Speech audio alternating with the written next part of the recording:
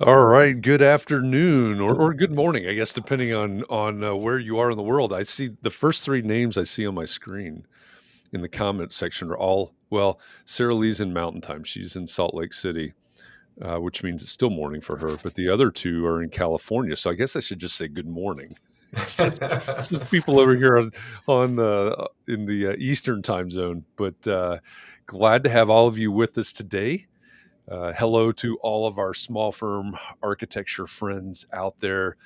I'm really excited because today we're kicking off day one of our 5 days to build a risk management plan for your small architecture firm. It's a challenge, it's a 5 day challenge. So, welcome to the challenge. You have already noticed that on the screen with me today is Zach Waters. I'm looking at the names that I see on the screen right now. All of you know who Zach Waters is. My name is Jeff Echols. If we've never met before, I am the Director of Brand Strategy at Entree Architect. I'm also the host of Context and Clarity Live. And Zach has been a two-time guest on Context and Clarity Live. Zach is a risk management expert. He leads the Black Swan Risk Management Group out of California, which is where some of our California friends are joining us from. So he's no stranger to this community. Mark and I started talking. Mark LePage, who's now with us. Hi, Mark. Good afternoon to you, and Benita as well. The wave from Benita. Benita says it's not showing up on Facebook yet. All right, let me check on that here in just a minute. But we are simulcasting out to a lot of platforms, so we'll have to do a little bit of logistical things here probably as we go. But thanks for that heads up, Benita. But Mark and I had this idea. Hey, we've been doing these challenges going back to 2021, basically 5 days to help you succeed at something. We've been doing that in the community. Lots of different topics. What if we rolled this into context and clarity, which is something that we do every single day, and we brought in an expert once a month to help us do these challenges? And Zach stepped up and said, "Hey, I'd love to do a challenge." He's so great. He's our Thank friend and you. our guinea pig. Love it. Happy to do it. Happy to do it. Yeah, and what Zach is an expert in, and this topic that we have is something that I'm pretty sure that all of you need, because as I have conversations with many, many small firm architects from around the world all the time, there's almost never a small firm architect that raises their hand and says, "Yeah, I've got a risk management plan. I've got something in place right now." Right. I know this and I know that, and I have this in place. And, here's my plan. Here's the piece of paper, the PDF or whatever it is. Almost never does somebody say that. And even if you do say that, even if you do say, "Hey, I've got a risk management plan. This will be a great week, 5 days of a challenge to help you build your own risk management plan. This will be a refresher course if you're already there. This will be a great primer if those renewals are coming up, which they always seem to be." But it's a great honor to have Zach here with us as the expert to lead us through this challenge this week. I'm just here to host it. I'm just here to facilitate it. Zach is here as our expert to talk about risk management for small firm architects. So Zach, thanks for joining me today. Oh, Jeff, thank you for having me. This entree community is near and dear to my heart. I see a lot of people on here that I recognize, a lot of folks that are clients of mine, some folks that I'm on some mastermind calls with. And so really, really excited to be able to do this today. Awesome. Great to have you here. I'm looking around the room again. We see Jefferson and Sarah Lee and Scott and Benita. Mark LePage is with us, Wendy Brown, Daniel Stewart, Ryan Shoup, and Chucktown Sean is in the house. Hey, Sean Key. Glad to have you here as well. We are streaming this out. As we say on Context and Clarity Live, we're streaming this out to all the platforms. We're simulcasting this to the Entree Architect Community Facebook group, the Architects and Allies Facebook group, to the Entree Architect YouTube channel, Twitch stream, my LinkedIn, my Twitter, so that we can get as many people involved as in this conversation as possible. Again, this is a 5-day challenge. Some of you may not be familiar with the format, so let me just explain it real quickly. 5 days. You're here for day one. Congratulations, you made it. Every day at 1 p.m. Eastern, 10 a.m. Pacific, Zach and I will be here live with you. And we're going to have what I love to call them micro learning units. We'll have a little bit of learning every single day for 5 days. And then Zach's going to assign homework every day, right? And so this is a learn and do opportunity.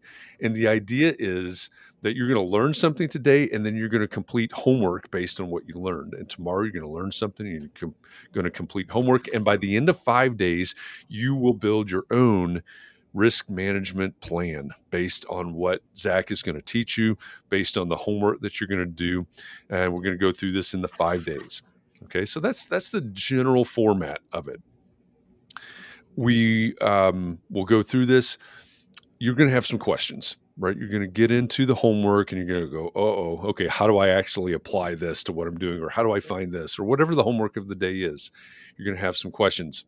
We'll have a little bit of Q&A time in each of these sessions, but we also have an opportunity where you can join us backstage, a full hour of Q&A, basically 5 hours of time over the course of a week with a risk management expert. What's that worth to you, right? What's it worth to you to be able to pick the brain of a risk management expert over the course of this week? Well, here's the thing. I see a lot of names. I know that a lot of you are members of paid members of the Entree Architect Academy. If you are, then this Backstage pass that I'm about to talk about, this VIP pass, VIP access is free to you. It's already available to you through your member login. If you're not a paid member of that, it's only $97 to get the entire week of Backstage access. But I've got a little bit of a surprise for you. Today, we're going to give everybody access to the Backstage. Today, everybody's going to get the full hour of Q&A. We'll give you a Zoom link towards the end of the conversation today so that you can see, hey, this is what the training is like, and this is what the Backstage, this is what the Q&A is like afterwards. We're going to be doing this every day. So you can make the decision after today, if you don't already have access to it, if you're not already a paid member of the Entree Architect Academy, you can decide whether it's worth ponying up $97 to get access to Zach for an entire week. Okay, so that's coming up. As I look at the comments, Sarah Lee says that I need to show this link, I think is what she's talking about. If you're on Facebook right now and you see us, that means that you're seeing us from a closed Facebook group, and your comments may not be showing up because of privacy rules in Facebook. So what you need to do is take this URL that's at the bottom left-hand corner right now, chat.restream.io/FB, like Facebook.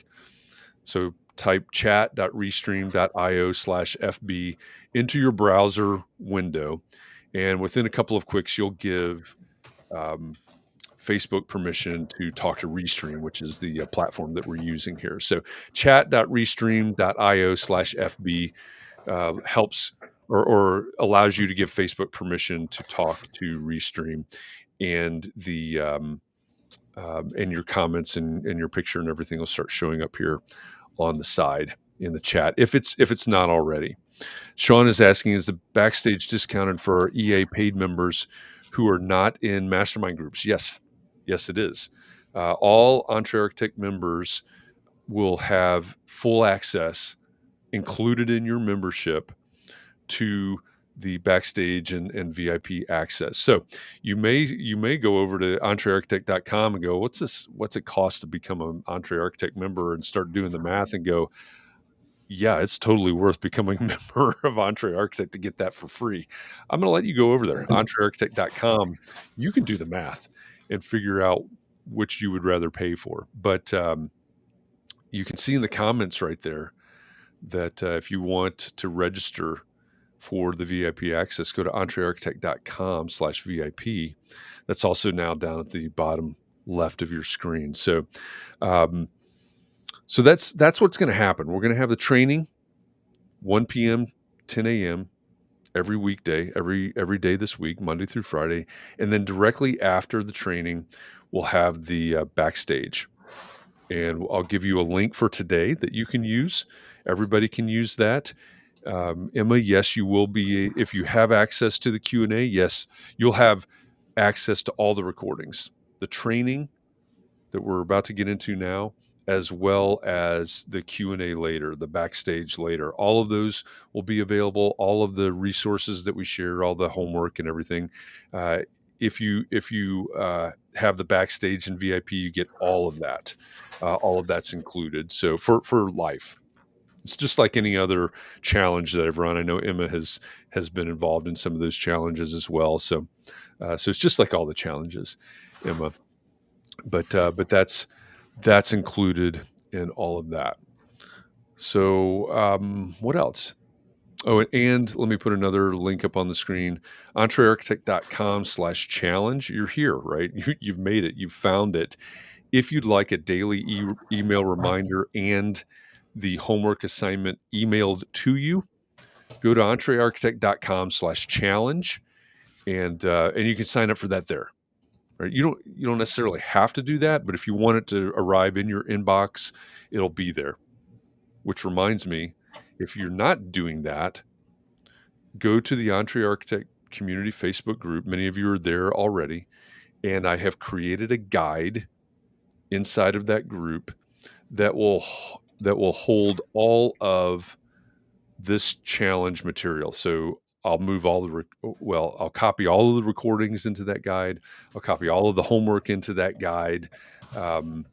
It's an easy way to be able to locate everything that we do this week, short of the VIP, short of the Backstage piece of it, because that's the VIP access. But all the trainings and all the homework will be in the guide section. And I guess I can and should set up a guide over in the Architects and Allies group as well. I haven't done that yet, but I will. I'll set that up. So if you're accessing this through the Architects and Allies group, later today, it might be this evening before I get to it, but at some point today, I will get the guide set up in that group as well. Again, super simple way to find it. In the tabs at the top of the Facebook group, it says, what does it say? It says about, it says discussions, it says featured. There's one that says guide. You click on that, and then over on the left, you'll find a guide for this challenge. And then as we go through the week, boom, boom, boom, boom, boom, everything. Here's the video for day one. Here's the homework for day one. Here's the video for day two. Here's the homework for day two. It's just a super easy way to organize and find it. So I'll set that up for the Architects and Allies group as well. I forgot about that. Apologies to all of you that are coming over from that side. But in the Entree Architect community side, the guide is already there. We'll continue to populate it as the week goes. All right. That's a lot of Jeff talking about logistics. If anybody has any specific questions about logistics, just drop it into the comments from wherever you are, and we'll try to answer it either through the comments or verbally as we go here. But I do want to make sure that we save enough time for our conversation and training here as we go. So, Manuel, welcome from New York City, sunny New York City. Congratulations. We finally had sun in Indiana. We haven't seen it for 9 months. It came yesterday, so that's a great thing. There's a panic. We didn't know what that bright light was, but we're getting used to it now. Gene from Annapolis, Maryland, welcome. Let's see, who else has joined us since the beginning? You're going to know a lot of these people, Zach, aren't you? I do. I see a lot of names I recognize, but some that I don't, which is great. Yeah, definitely great. The D1N75 from YouTube, that's Diego. He's down in Nicaragua. So good morning, Diego. Glad you're joining us today. And Michelle in La Mesa, California. Hi, Michelle. John Jones in Connecticut. Let's see. I think we've said hi to everybody now. Hopefully, if I missed you, I apologize. Great to have you here. Again, welcome. This is day one of the 5 days to build a risk management plan for your small architecture firm challenge. I'm sure I messed that title up somehow. That's okay. It's a mouthful. It is a It's a mouthful. mouthful. It's a long title, but I love it because it's self-explanatory. Again, if you just joined us since the beginning, we're running this challenge this week with the assistance, not even the assistants. I'm here as the assistant under the guidance and expertise of Zach Waters, who many of you know. Zach is co-founder, CEO, right? Is that your title? CEO of Black Swan Risk Management. Zach is a risk management expert, and so he's going to help us over the course of these 5 days to build basically he's going to help you build your own custom risk management plan for your small architecture firm. As I said, if you missed it a few minutes ago, I know there's still a few people coming in. Over the course of 5 days, we're going to have a micro learning unit every single day, which Zach is going to share with us. We're going to have a homework assignment every day. And since I'm the assistant and I'm just the host here, Zach is giving you the homework. I'm not. But he's going to teach you and help you apply. Right? That's what this format is all about. Learn and do all the way through the week. And by the end of the week, you go through the homework assignments for the week, and you will have the basis, the framework for your own risk management plan. I think that is super valuable because I know a lot of you are out there going, yeah, I don't really have a management plan. So we're gonna get into that here this week. The one housekeeping item that I forgot, there's probably more, but the one that just came to my mind at least is that what I want you to do every single day is after the challenge, after the VIP, after you've looked at the homework and all of that, I want you, if you're up to the challenge, pun intended, if you're up to the challenge, go live inside the Facebook group, whether you're coming to it from the Architects and Allies side or the Entree Architect community side. Go live in the Facebook group and talk about your biggest takeaways from the day.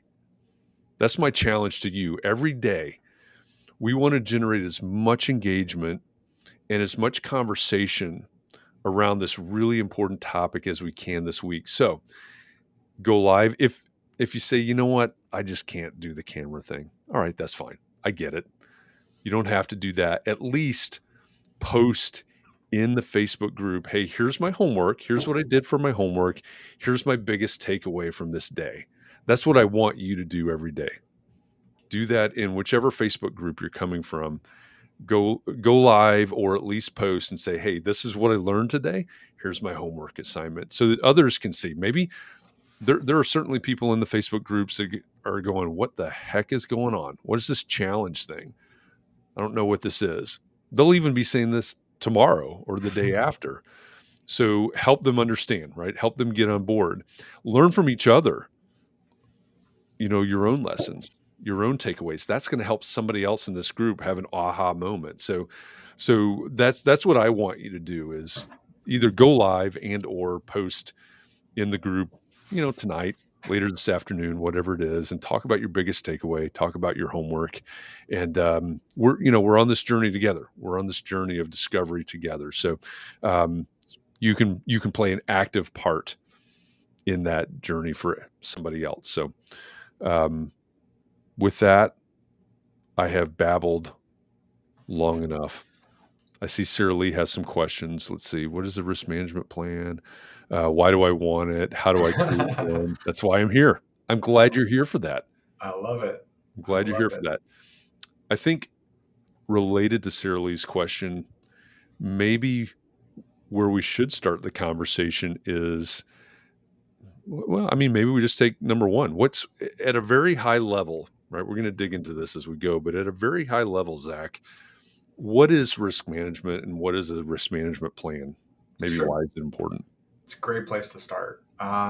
So think about these on two different hands. One of them being insurance, which is part of what we do. And you kind of hear risk management and you hear it related to insurance.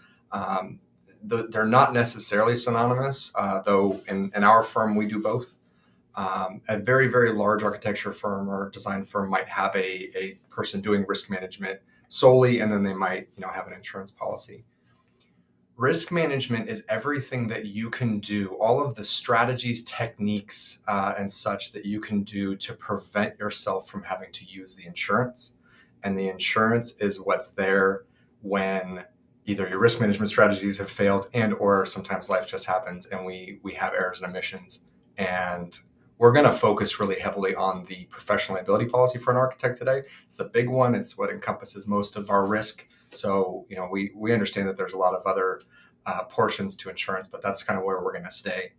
And so, if I'm going to use a driving analogy, if we all have a driver's license, auto insurance, risk management as a driver is everything that I can do to prevent myself from getting into an accident, right? It is, or if I do get in an accident, prevent myself from fatally being harmed in that accident. It's wearing my seatbelt. It's driving the speed limit or under, somewhere in there. It's using my backup camera. It's paying attention to other drivers and understanding that I can control my world, but I can't control other drivers. So I drive defensively versus offensively, right? It's all those things. And then if all of those fail us and we still get in an accident, insurance is what takes care of that, right? So that's kind of it's the way I think of it. And for my purposes, the risk management is way more fun. It is way more fun to talk about how we can prevent these things from happening than it is to talk about them after the fact when they've happened. Because when they've happened, if you've ever gone through an insurance claim or a lawsuit, something along those lines, there's the actual act of having to deal with it, and it might cost you money. But there's the stress of somebody suing you, somebody being in conflict with you, somebody being upset about what you're doing. And for most people, that's worse, right? The mental aspect of it, the time that it takes up. So that's kind of how I think about risk management. Yeah. Well, and I think that the driving analogy is a great one, right? Because it's easy for all of us to understand. Well, I assume it is. I'm just making an assumption that most people are familiar with driving, especially in the U.S. Manual, yes, the insurance that we're talking about is your professional insurance that you're, again, assumptions that you're carrying for your firm. For those of us, or for those of you that have maybe just joined us, haven't seen any of the promotional material that's going out or has been going out for this particular challenge, we're going to be doing this for 5 days, and we're going to jump into today's lesson here in just a minute. But some of the things that we're going to talk about, I'm not stealing Zach's thunder. I'm just going to give you, I think, 4 bullet points, right? We're going to talk about standard of care. We're going to talk about scope of work. We're going to talk about job site visits, and we're going to talk about communication. Now, what I would encourage you to think about is, right, you're familiar with all of those terms, right? You're involved with all of those things, and those are bullet points. Like I said, there's a lot of things that revolve around all of these. You're going to have questions. Zach's going to give you a lesson. He's going to give you homework. You're still going to have questions. We're going to have a little bit of time for Q&A, or we're going to try to have a little bit of time for Q&A in all of these sessions. But a reminder that as soon as we're done here, we're going to stick to our time, be respectful of everybody's time. So we're going to end this session at 2 p.m., which is 11 a.m. Pacific, 2 p.m. Eastern, 11 a.m. Pacific. And then we're going to go backstage, which is an hour of Q&A available to you. Today, everybody's going to have access to that. I'm going to give you a Zoom link here later. If you are a paid member of the Entree Architect Academy, that is available to you at no cost as part of your membership. If you're not, again, it'll be available to you today. You can decide to purchase that access either by becoming a member of the Entree Architect Academy. Go to entrearchitect.com for that, or by going to entrearchitect.com/VIP. Okay. You'll see what that is today, but that will be an entire hour of Q&A, right? Because questions are going to arise, and we want you to be able to ask specific questions for your own context, right? For your own practice. So, again, don't be afraid to post questions in the chat. We'll get to those as we can.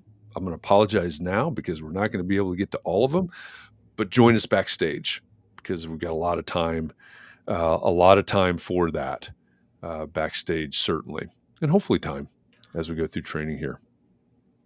Yeah, and just a comment, it's hard for me because I love to answer questions, right? Questions are what matters to you most, and that's what matters to me. I can stand up here and talk about all kinds of things, but I promise we'll get to as many of those as we can, and especially today, we've got it open to everybody. Yeah, perfect. So, Jeff, just another driving analogy for you. As we're talking about risk management, I think we need to understand as an architect what risk we have, right? And it's never my intention to scare anybody out of this profession. Most architects I talk to, this is a calling and they couldn't imagine doing something else. And that is amazing, right? And that should be that way. But we would be remiss if we didn't talk about the risk that an architect takes on just by being in the profession, just by being in business, right? And it's kind of akin to when I was 16 years old and I got my license. I remember driving, it was summertime. We were being crazy in 16 and it was about 2:00 in the morning and I'm out with a group of friends and I'm driving my car and I was driving like 100 miles an hour on the freeway, right? The car's like starting to shake and all of that. And I just thought that was the coolest thing, right? I am a parent now, not of a driving age child at all, but I am a parent now. And if I could imagine my daughter driving 100 miles an hour, I would freak out, right? Because at 16 years old, I didn't fully understand the risk of that, right? I knew, oh yeah, fast speed, kind of dangerous, but when you're 16, you kind of feel invincible, right?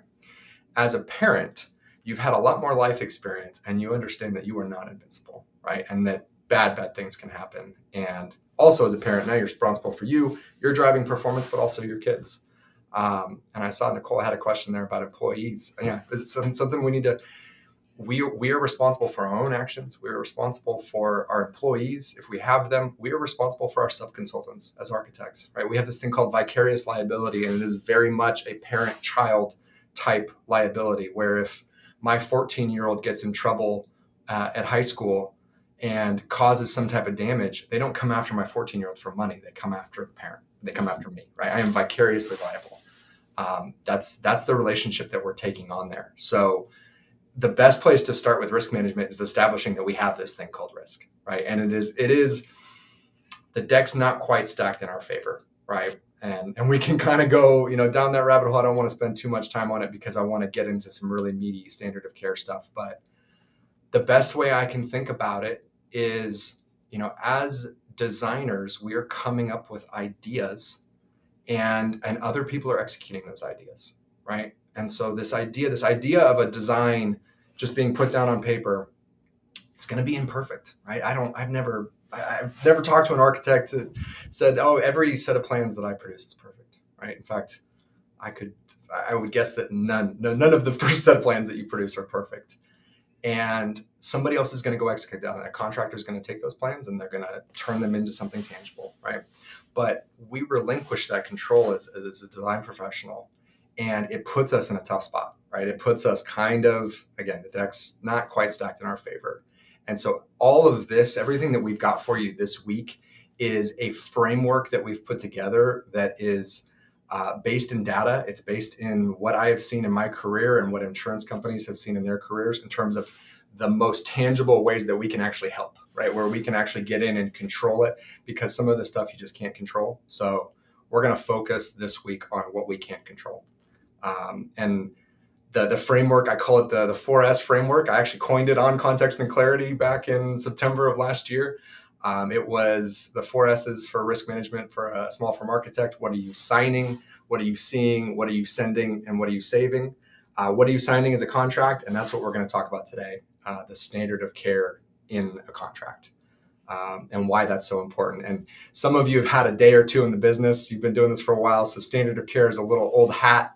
I apologize. We're gonna do a quick refresher on it, but we're gonna take a look at why it is so important, in particular related to insurance. So that's kind of if I can frame it up a little bit, that's kind of the way we're thinking about today. Jeff, do they have access to the homework yet, or is that comes at the end?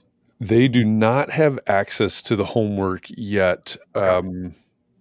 unless they've already received today's email. I'm not Okay. 100% Gotcha. positive of that. That's okay. It's nothing earth shattering. It's a great spot for you to take notes. We've got a couple pieces on there, and we'll kind of go through that. I'm kind of making sure that we can bring people along for the What ride. I will do as Zach is talking is, and I'm, you're going to see me kind of looking around because I'm responding to comment or to messages and things like that. Um, I will post the homework as Zach is talking right now. I will post the homework in both the Entree Architect Community Facebook group and over in the Architects and Allies Facebook group. So depending on which one of those groups you're joining for, give me a minute or two, and Sure. I'll have that homework posted. It'll be a PDF. And again, if you want this stuff emailed to you, let me put that up again real quickly. Go to just go to our entrearchitect.com/challenge, and you basically you go through the registration, and the emails will come to you, a daily reminder, I think a calendar event, calendar event, and then the homework every day. So if you're somebody that wants that in your inbox, I would go there and sign up for that. Otherwise, I'll just post every day inside the Facebook groups. So um, I'll get those posted. So you mentioned standard of care. Mhm. Maybe what is that? Why is it Yeah. important? Maybe that's how we roll into it at this point. Perfect. Let's go ahead and define it. And I've got the AAB 101 definition here. It's one of the definitions that we work off of. It says the architect shall perform its services consistent with the professional skill and care ordinarily provided by architects practicing in the same or similar locality under the same or similar circumstances. The architect shall perform its services as expeditiously as it is consistent with such professional skill and care and ordinarily progress of the project. Wow, that's a mouthful. It's the duty that you owe. It's the duty that you owe as an architect, and it's the duty that you would owe absent a contract. Right? It's what you're signing on for. In the medical community, we have a very similar idea of the standard of care. In fact, I looked that one up, and I have that definition somewhere. And that's really, really important to talk about because as design professionals, as far as insurance and what we owe our clients, it is much more in line with a medical professional than it is with a contractor, right? It is much more, you are a surgeon, and though you may produce the same project over and over and over again, you can never guarantee an outcome. There's too many variables that are not, in your control. And so that's something that I want a small firm architect to think about is when I am on a project, right? I may have done this project or variations of it so many times. I may know exactly how this should go, right? But understand that there are so many variables that you can't affect, and all you can do is to endeavor to design to the standard of care. And we'll get into the ways that you elevate the standard of care. Typically, those are warranties and guarantees. I feel the need to, before we jump in, give a couple disclaimers. I am not an attorney. I did not go to law school. I do not play one on the internet, and this is not legal advice. This is just advice that I've developed through my own experience through the years. These are just learnings that I've seen, some mistakes I've seen other firms make, and just kind of best practices that we've pulled together. So take that with a grain of salt. If you need a good attorney, I've got one. Steve Litchfield has been on this Context and Clarity with me. I work with a number of different attorneys in a number of different states, and I can set you up there. But for our purposes, we're just going to stick with insurability today, and this is not legal advice. So we defined the standard of care. That was the AIAB 101 definition. Here's another one, which is, what would a reasonably prudent architect do under similar circumstances in a similar locale at the time in question, right? And we're kind of hitting this similar level, similar services, similar time, similar place. And what is this? This is going to be our grading criteria, right? This is going to be how we're going to be judged if and when something does go wrong. And we want it to be we want it to be the C plus average, right? We need it to be for insurability purposes. We need it to be this middle of the road. And that kind of tracks back to what I was saying earlier, which is, we're putting down ideas on paper, we're putting down design, and they're imperfect by nature. So we just can't guarantee anything, right? A contractor can guarantee a lot of stuff. In fact, they're expected to. Design professionals, we cannot guarantee our work.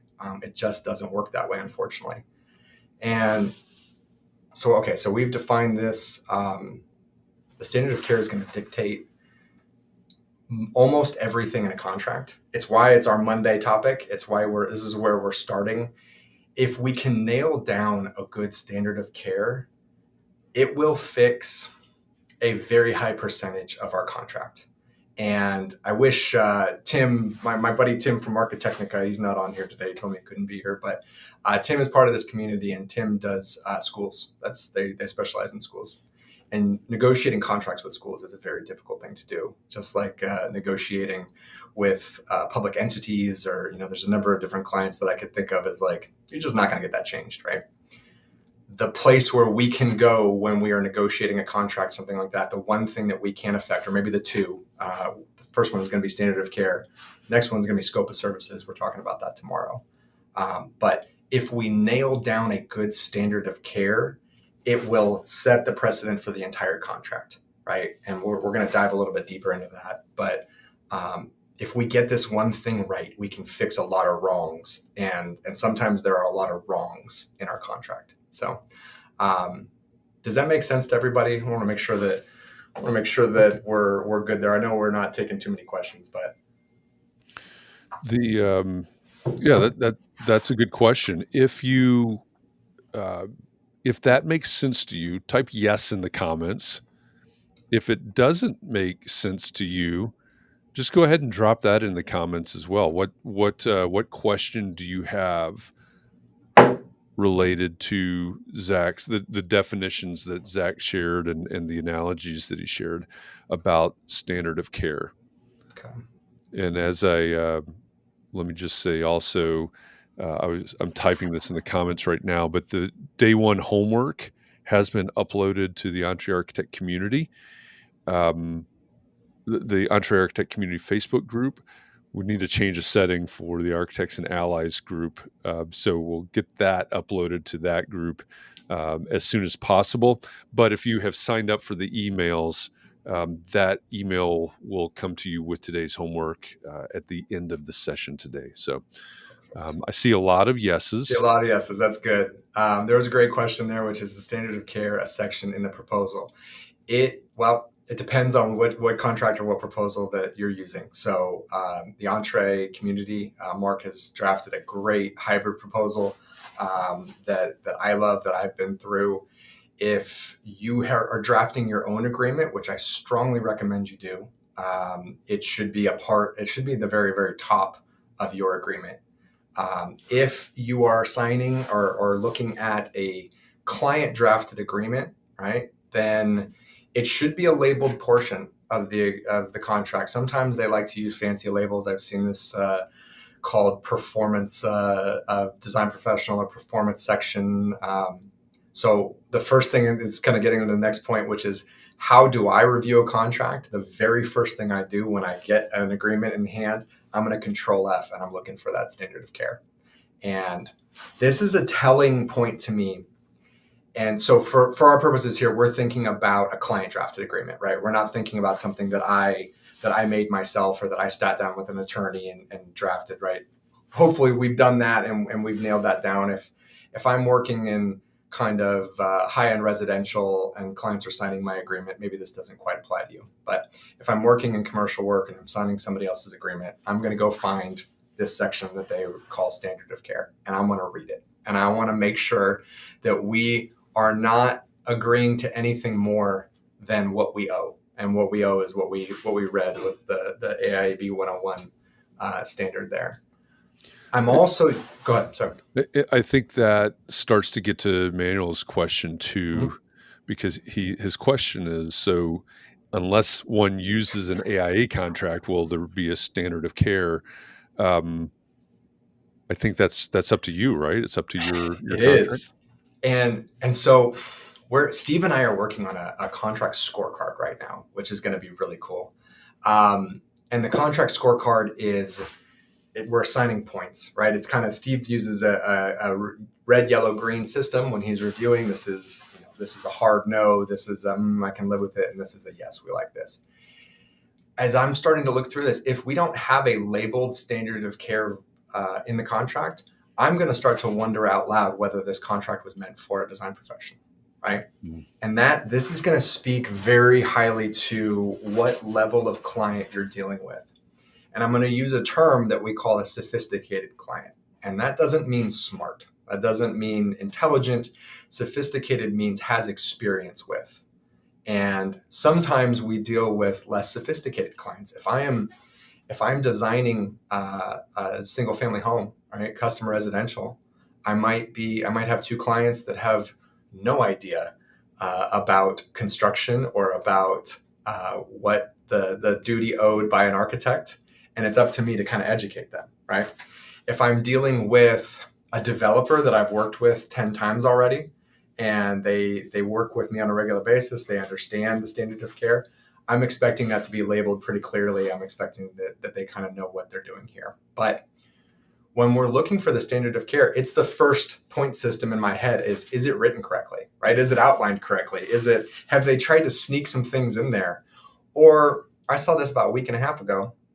Is this a contractor's agreement that we have adapted a little bit where maybe the opening paragraph, instead of using the word consultant or architect, labels us as a contractor, which we are not. And all of the language is written for a contractor and has warranties and guarantees and all of these things. And then we've snuck a standard of care in somewhere, right? I see that a fair amount. And so it gets back to our idea of a framework. There's not one thing I can tell you, which is just, hey, do this and you're good to go, right? It is not anywhere close to that clear. This is a way of thinking, though. And the way of thinking is I need to make sure that this was written for an architect, for a design professional, and not for a contractor. Because contractors, from an insurance standpoint, their general liability is their big policy. It covers completed operations. It allows for warranties and guarantees. It allows for contractual liability. An architect's professional liability policy does none of that. It does not allow for that. It insures you for negligence, and it insures you to the standard of care.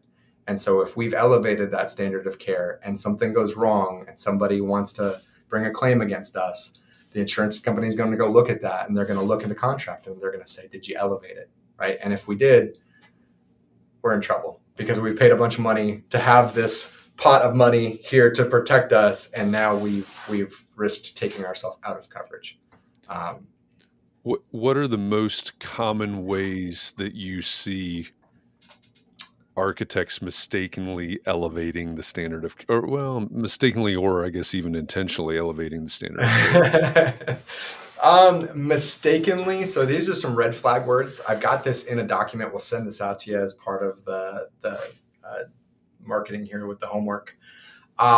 Red flag words in a contract: sole, any and all, fully, protect, guarantee of perfection, highest, 100%, defend. Well, that's for an indemnification, but first class, certify, fiduciary, safeguard, best, complete, absolute, mistake-free, perfect, strict, and error-free.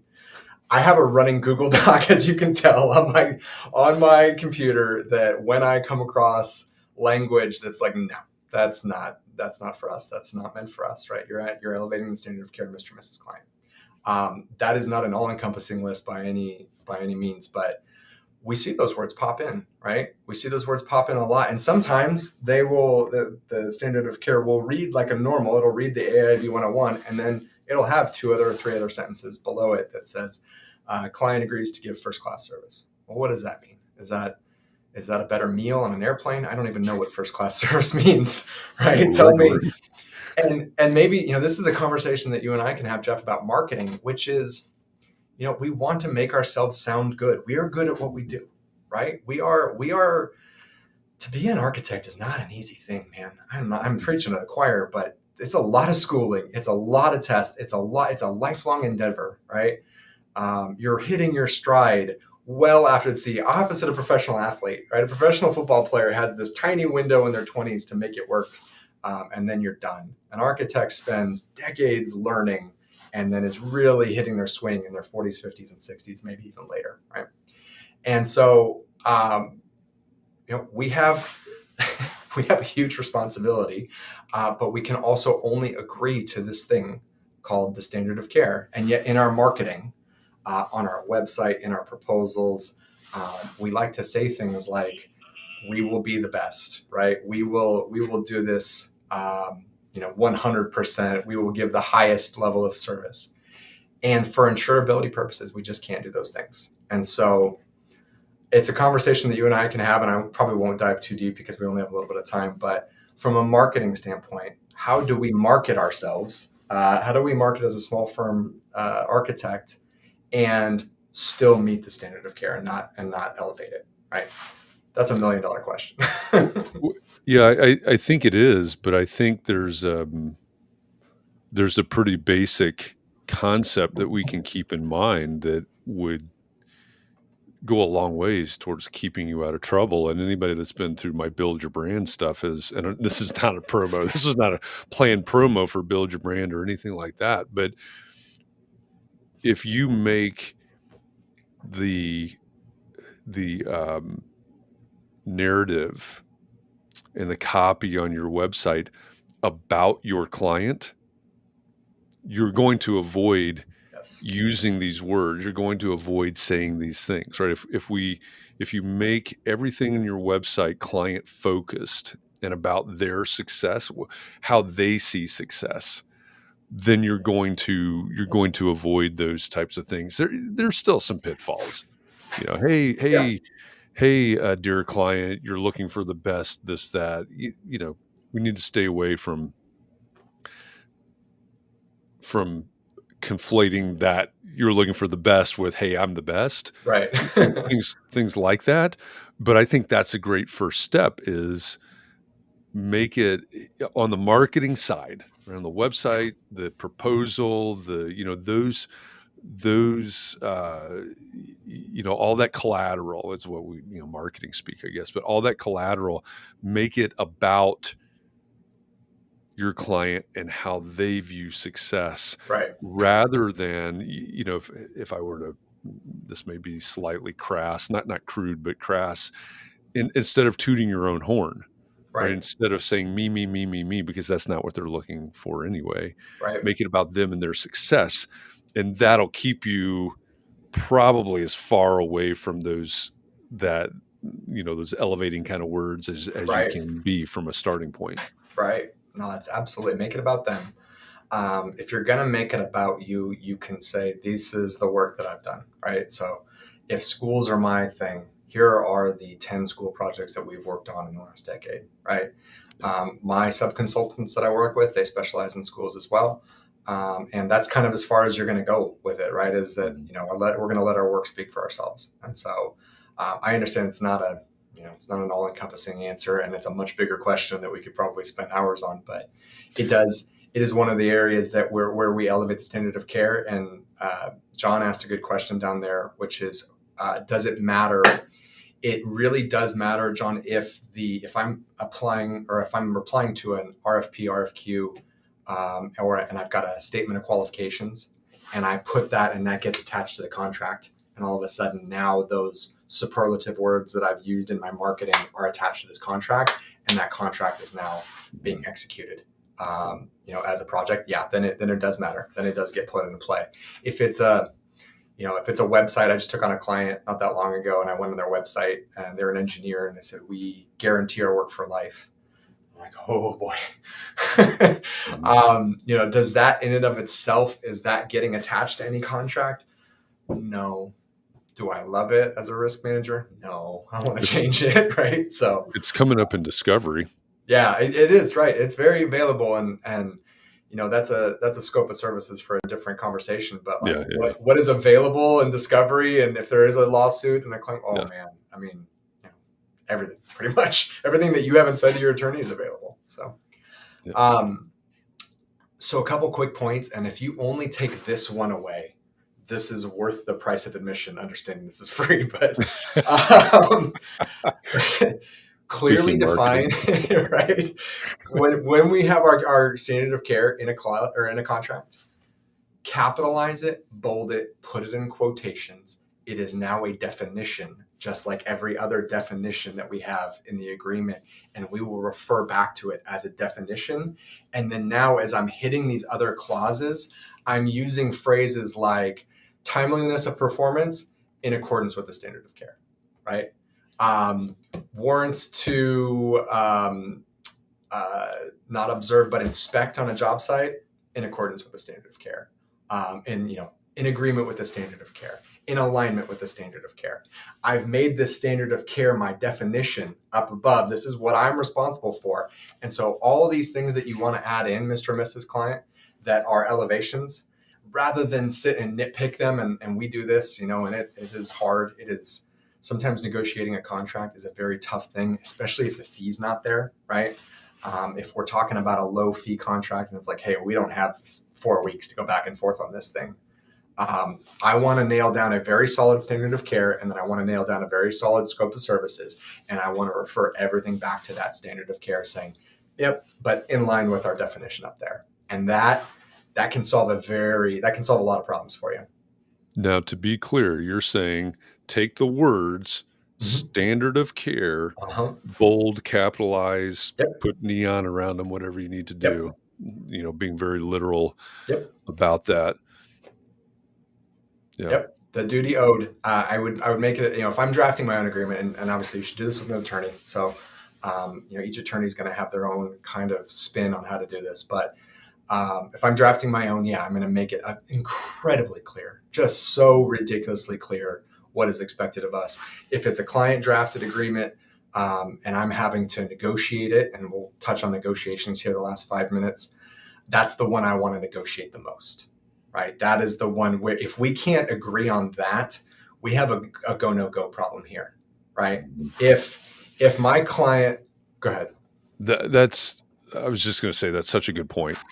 Go, no go, right? Again, marketing, business development, not really the scope of this challenge, but you hit the nail on the head there, right? If someone is asking you to change these things, that should be something in my opinion, that should be something in your go, no go process, your form, whatever it is that you have that's weighted like 10x, 100x, something like that. It's the red flag, right? They're asking you to take on, risk that you're not prepared for, that you're probably not insured for, all of these things. Stephanie is asking a question. She says, will we define standard of care in these sessions? And she may have just popped in, but you actually went through the definition earlier, right? Yeah, Stephanie, I've got it up there. We're just the one that part of the homework is, Christian popped it in there. There you go. We're going to stick with the AIAB 101 definition in the 2017 version. It's a great play. It's a great one for architects. I've seen so many different versions of it, and really all that you want to make sure is that it touches on the 4 different areas, which are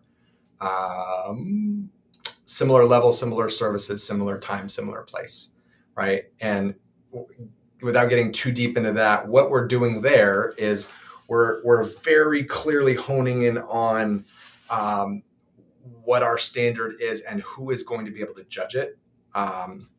If you were designing a footbridge in Indiana, that the standard that you need to design to is X, and I'm not the expert on that. You guys are. If you were designing it in San Francisco, California on a fault line, that standard is going to be Y. And it's because we have these things called earthquakes out there, and it's on a fault line, and we know that it's dangerous. And if the big earthquake were to hit, bad things will happen. So each different area has its own standard of care in a way. And Steve and I did a webinar on this the last 2 weeks ago, which was on the elevation or the evolving standard of care. It's great. I can send you the link. You just go check it out. But we dive into like different weathers, different locales. During COVID 2 years ago, some cities were completely shut down and some weren't. So what's the standard of care on a site visit? It's different kind of wherever you go. But again, kind of scope for another day. Real quick before we wrap this up, Jeff, I want to touch on negotiating it. Perfect. And this gets back to the level of sophistication of our client, right? And again, sophistication not meaning intelligence, right? I'm not talking about whether you're smart or not. I'm talking about your experience and understanding here. And three phrases that we hear a lot are: one, well, my contractor signed this elevation of standard of care. Why won't you? And we hit on this a little bit, but not the same thing, right? Contractors' insurance set up much differently than architects. They're able to and required to warrant and guarantee their work. Architects are not able to do that. We owe a duty to design to the standard of care. And what we're getting at here is your job as the architect is to educate your clients, right? They probably don't know, especially if they're unsophisticated, they don't know what to expect. And so you have to proactively educate your clients here. The next one that I see is other architects have signed this. This is like a bigger, school board or a public agency. Other people have signed this. Why won't you sign it? Hey, I totally get it. They may have been willing to sign it. It doesn't make it insurable though. And my risk management team has advised me that this is uninsurable. But really what we're trying to get to is a meeting of the minds here. I want to make sure that I can make this right for you, Mr. and Mrs. Client. If I make a negligent mistake, right? If I make an error in omission, I want to make sure that we can take care of that for you. And the best way that we can do that is for you to sign this language, agreeing to this standard of care. And then I have this insurance policy over here that is set at probably millions of dollars to take care of that. If you're pushing me to sign this agreement and we take ourselves out of coverage, that pot of money goes away. And now you're coming after me and my personal assets. And I don't have nearly as many personal assets as that $1 million most of the time, right? And so the last one I'll hear is, we have just a minute, is I don't care how you pay. I just want to make sure that I'm taken care of. And that goes back to our go, no go checklist. If we're negotiating an agreement and the other side is saying, well, I don't care how you pay, start to wonder whether we're on the same page, whether this is a good client for us, because it only gets more difficult, right? You all know this. It only gets more difficult as the agreement, as we get into different phases and such. If we can't come to an agreement in the beginning, if we are contentious and fighting in the beginning, it's not like we're fighting and then it's all good at the end. It's like, what is this person going to expect of me if things go sideways, right? And that's a whole nother conversation between fault and exposure that we had a little bit on context and clarity. But that's kind of how I would think about that in terms of negotiating the standard of care. I think that's a great point. And Anne, I saw it in the comments a few minutes ago when we were talking about basically the client asking you to elevate the standard of care. She called it a deal breaker. And I think, take Anne's comment and take what Zach just said. And again, when we see red flags, right? If the client wants this, that, or the other, or I see this and they're not communicating at this point, and this is beyond the standard of care conversation, but we need to pay attention to those things, right? And those of you that know me know I have some really horrific stories about ignoring red flags, and thankfully none about standard of care personally, but the thing you just said, right? If it's this way in the beginning, what's it going to be like 3 months from now, 6 months from now, a year and a half from now, when dirt's moving, there's a delay in supply chain, delay in some sort of material, whatever. I worked in firms for over 20 years. I haven't for a while now. I never saw it get easier. No. I don't know about anybody else, but I never saw it get easier, right? Once things get dirty, it seems to get harder. So I think that's an excellent comment. Right. And a great way to wrap up this first session. right. Gosh, time flies. Oh, it goes by quickly. Yeah, but don't worry, everybody. We're doing this for We got 5 more. days, right? This is the 5-day challenge to build a risk management plan for your small architecture firm. What we're going to do here in just a second, we're going to have to switch over. We're going to switch from Restream, which we use now, to Zoom, and so it'll take us a minute. But we're going to go backstage. We'll do this every single day. We'll have a learning session, a training session at 1 p.m. Eastern, 10 a.m. Pacific for an hour, and then we'll go backstage and do a full Q&A, full discussion and Q&A on what we talked about in the training session. If you are an Entree Architect Academy member, this Q&A, the backstage, the VIP experience is part of your membership. So that's available to you. If you are not, it's still available to you. Go to entrearchitect.com/VIP and register there. Today, we're opening it up to everybody. After today, if you're not a paid member, you'll have to pay $97 for it. But you can decide after today whether it's worth it to you. Stephanie says she can't make it to the Q&A. Will it be available later to watch? Today's will be available to everybody to watch. Beyond today, only those who have the VIP access. If you get the VIP access, you get lifetime access to this training session, all the training sessions, to all the VIP sessions. Zach mentioned a couple of resources earlier. You'll get access to that, all the homework, and all of those things. So that's all in that VIP package there. So go to entrearchitect.com/VIP for that. Join us here momentarily. I posted it in the comments, but here's the link on the screen as well. It's a Zoom link. Just go there, give us a few minutes, and we'll let you in there. Deal. And if you registered for the emails, the email with today's homework should be coming to you momentarily. If you said, "Hey, I don't want the emails," inside the Entree Architect Community Facebook group and inside the Entree Architect and Allies group, the email is posted. So it's don't get bent out of shape. It's not huge. It's like go It's find your not. standard of I care. promise it's not. Yeah, I yeah, hated homework as a student, so the irony of me giving homework is not lost on me. yeah, yeah. Uh, It's baby steps. It's exactly. baby steps on the way to having your own risk management plan. So today Right. is about standard of care. Check it out. And again, it's either coming to you via email or it's in one of the 2 Facebook groups. So that's out there. What have I forgotten, Zach? There's something I feel like I've forgotten something. Um, do we need to go through the homework or I don't think we yes, necessarily do. Just okay. as a quickie, the the first step is to review your own standard of care. Is it Yes. like AIA B 101? Yes or no? And the second is to look in a recent contract for language that elevates your standard of care. Yes, and I would love to see these. Selfishly, I love to see these because this is how we teach, and this is how we get better, and this is what I learned from for so many years. Yep.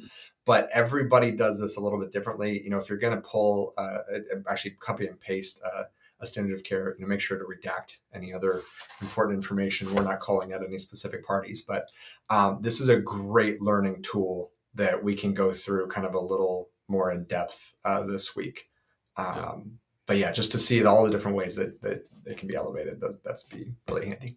And that's a great point and a great reminder. What I would like you to do is after we're all done here, I know you're busy and all of those things, but after we're all done, between now and tomorrow's session, I would like you to either go live inside the Entree Architect Community Facebook group or the Architects and Allies group, and just for like a minute and a half, talk about your biggest takeaway from today and share what you've done in your homework. If you can't stand to be on camera, I get it. Totally fine. Then at least go into one of the Facebook groups and post in the group, "Hey, this is my biggest takeaway from the training today. Here's what I did for my homework." That does a couple of things. It encourages others, it reminds others, but it also helps all of you, gives all of you the ability, and us the ability to learn from you and your experience. So that's part of this community aspect of doing these challenges. So that's what I would like you to do Right. between now and 1 p.m. Eastern tomorrow. So with that, we need to wrap it up. We're going to go backstage. Again, Mark has just posted in the comments again the Zoom link to join us backstage. It's on the screen if you want to start typing. US02 web. I would mess that up in a heartbeat. Click the link in the comments, and we will see you over on the Zoom side here in just a few minutes. All right. Thanks, Awesome. everybody. Thanks, Zach.